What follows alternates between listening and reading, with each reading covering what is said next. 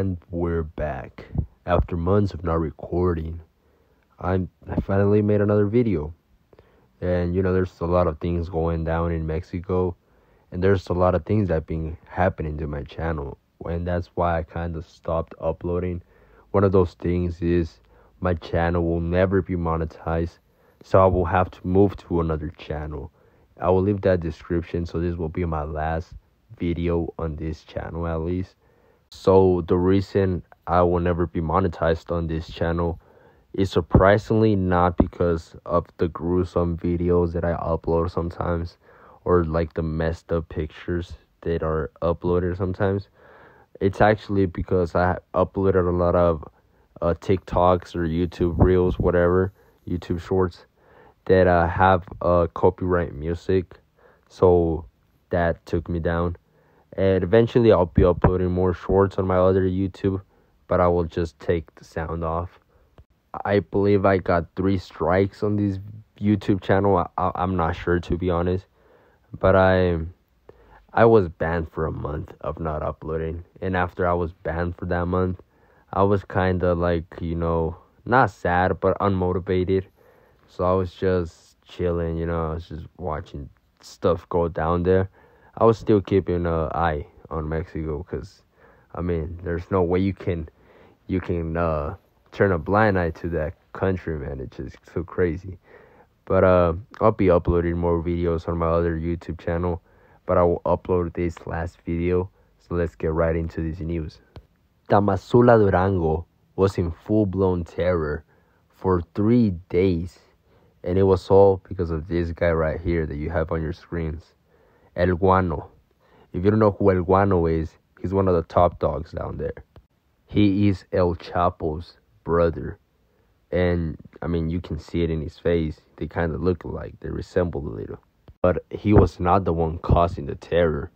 He was the one getting chased down. The troops of El Rafita joined forces with La Línea to search for El Guano Guzman in Tamazula, unleashing 4 days of continuous gunfire. In Tamazula, very few were able to sleep between August 27 and August 30th, because at any hour, in almost any corner of the town of Durango, you could hear an AR or an AK fire at any time. The neighbors learned to identify the gunfire. Grenades and some tanks also rumbled in the hours when only the branches and pine trees swaying in the wind of La Sierra Madre could be heard.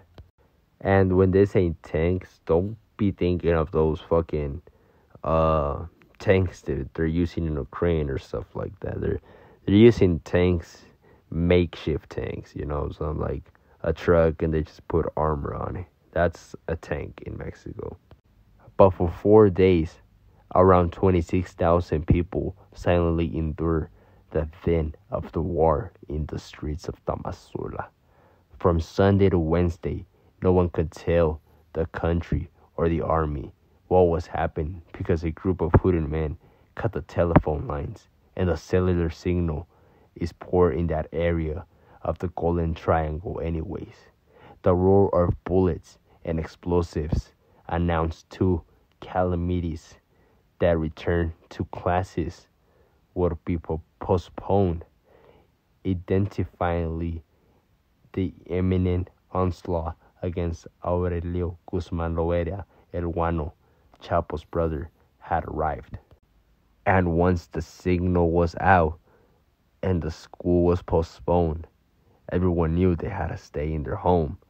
And that's when La Línea and people of El Rafita arrived at Tamazula looking for El Guano.